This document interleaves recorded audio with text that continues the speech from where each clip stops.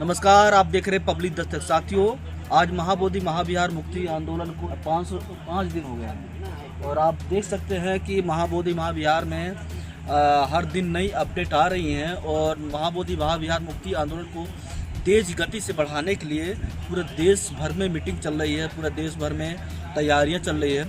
आइए जानते हैं क्या तैयारियां हैं लोगों की यहाँ के आंदोलनकारियों से। और इस वीडियो को लाइक कीजिए, लाइक के बाद आपके सब्सक्राइब जरूर कीजिए। धन्यवाद। नमस्कार, आप देख रहे हैं पब्लिक दस्तक। साथियों, इस वक्त बोधगया में है और बोधगया में यहाँ पर महाबोधि महाविहार मुक्ति आंदोलन को लेकर 3 दिवसीय भूख हड़ताल है और भूख हड़ताल के दौरान डेली 2 घंटे 4 घंटे की बैठक होती है, आपस में यूज करते हैं और पूरे देश के लोग आते हैं। राजस्थान से कुछ कार्यकर्ता आए हैं महाबोधि महाविहार आजाद कराने के लिए। जानना चाहते हैं सर, सबसे पहले अपना परिचय दीजिए और कहाँ से आए उसके। मैं एडवोकेट रघुनाथ बोध, जयपुर से, राजस्थान से। सर, आप महाबोधि महाविहार के कैसे देख रहे हैं? महामुक्ति विहार का जो आंदोलन है, ये 135 वर्ष से ये संघर्ष चल रहा है, लेकिन 2013 के बाद में नागार्जुन सुसाई के बाद में बनते इन्होंने जो सुरेश देसाई, उसके बाद में आंदोलन वापस 13 से बढ़ा था। ये इंटरनेशनल एक हमारा मिनिस्ट्री है, एक तरह से हमारा एक विरासत है, जिस तरह से जो मैनेजमेंट है, तो बीटी एक्ट 1949 है, उसके सेक्शन 3 के अंदर एक बीटीएमसी एक धारा है, उसके अनुसार मैनेजमेंट में जो मेंबर्स हैं उसमें कुछ फराम है और कुछ बोर्ड हैं और उसका जो प्रेसिडिंग ऑफिसर होता है वो बोधगया का जो कलेक्टर होता है।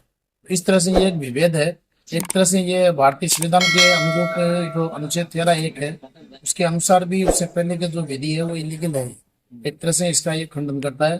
दूसरी बात, जो अनुच्छेद 26 है उसके अंदर ये बाकायदा कहा गया है कि जो अगर कोई अल्पसंख्यक है, माइनॉरिटीज के लोग हैं, बौद्ध हैं, सिख हैं या जैन है, वो अपने विरासत का मैनेजमेंट वो खुद करेंगे।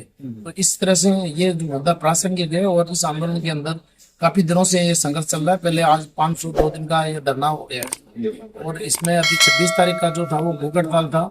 3 दिन का ये राष्ट्रीय अधिवेशन है जिसमें हर राजस्थान से के अलावा सभी स्टेट से डेलीगेट्स आए हुए हैं और एक मंथन कर रहे हैं कि आगे की रणनीति क्या होगी। तो आप तीसरा दिन है और आज लगभग आपको समझ में आ गया होगा क्या मामला चलेगा। क्या महाबोधि महाविहार मुक्ति आंदोलन आगे बढ़ेगा या यहीं पे सीमित हो जाएगा? बिल्कुल, ये आंदोलन आगे बढ़ेगा। अभी हम लोगों ने निर्णय लिया है कि जो जाना है चलेंगे और प्रदर्शन भी और तेजी से होगा और इंडिया के जो सभी वरिष्ठ बौद्ध समाज के अनुयायी है वो इस आंदोलन के अंदर शामिल होंगे और ये जरूर गति बढ़ेगा। जिस प्रकार से महाबोधि महाविहार मुक्ति आंदोलन का जो वुहान पे आंदोलन चल रहा था उस तरह तेलुगु पड़ेगा कि ऐसे धीरे धीरे चलता रहेगा? ये जिस तरह से जो आंदोलन होते हैं उसमें हर तरह के लोग होते हैं, रिटर्न भी होता है और सरकारें भी नहीं चाहती कि ये लोग एक कार्य करें। इसमें भी विघटन आया था, लेकिन अभी वापिस सभी लोग इकट्ठे होकर ये प्लान बना रहे हैं कि सभी इस मुद्दे पर एक होंगे और ये आंदोलन तीव्र गति से आगे बढ़ेगा। इस 502 दिन हो गया, सरकार को अभी तक इस पर प्रभाव नहीं पड़ रहा है, ना बीटीएमसी को प्रभाव पड़ रहा है। कैसे देख रहे हैं कि महाबोधि महाविहार मुक्त होगा? जो ब्राह्मणों के हजारों साल से मलाई खा रहे हैं, करोड़ों रुपया दान आ रहा है डेली, वो व्यक्ति आपको लगता है काम देने वाले हैं? इसके अंदर दूसरी बहुत सारी ताकतें काम कर रही है और सरकार ये नहीं चाहेगी ऐसे विश्व के अंदर हम पड़े, क्योंकि जो एक 1949 है वो राजस्थान जो राज्य स्टेट है, जो स्टेट गवर्नमेंट है उसका ये प्रावधान है। तो इसको जो अमेंडमेंट करेगी वो स्टेट गवर्नमेंट करेगी बिहार, और सेंटर है जब तक वो उससे निर्देश नहीं मिलेगा तो सरकारें एक दूसरे पर जिम्मेदारी डाल रही है, दूसरे संगठन अपना कार्य कर रही है। तो सरकार इसमें एक नगण्य तरह से भूमिका निभा रही है, एक समाधान के रूप में नहीं देख रही है, क्योंकि वो नहीं चाहती कि कौन आगे आएगा, कौन इसका कार्य करेगा या कौन इसका हल निकालेगा। इसलिए मुद्दा लटका पड़ा है, लेकिन अभी बहुत समाज थोड़ा जाग रहा है और अपने हकों के लिए लड़ रहा है। जिस प्रकार से महाबोधि महाविहार आंदोलन जब शुरू हुआ तो लगभग भारत के 99% लोगों को नहीं पता था बीटी एक्ट 1949 क्या है इससे। और ये आंदोलन भले ही महाबोधि महाविहार आजाद नहीं हुआ, लेकिन इसकी जानकारी हो गई है, इसका कहीं ना कहीं लाभ दिखाई दे रहा है। नहीं, ये बात सही है कि पहले पूरे लोगों को इसका पता नहीं था, क्योंकि नागरिक धर्मपाल से ये आंदोलन शुरू हुआ था। उसके बाद नागार्जुन सुसाई ने जो 2013 के अंदर एक किया फिर उस समय ये कागजों के अंदर दोबारा उसमें सुप्रीम कोर्ट के अंदर जो पिटीशन दायर किया गया था वो वहाँ के लोगों का, लेकिन आम जन समुदाय को लोगों को पता चला है।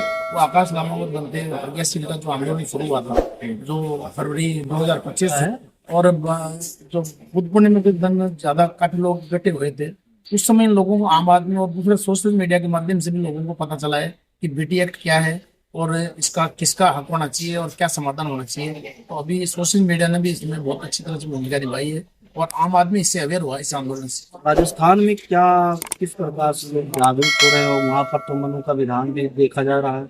राजस्थान हाई कोर्ट में मनु का वो लगा है, मूर्ति लगी है, तो मुझे हिसाब से लगता है कि वहाँ पर मनुवाद के हिसाब से चल रहा होगा।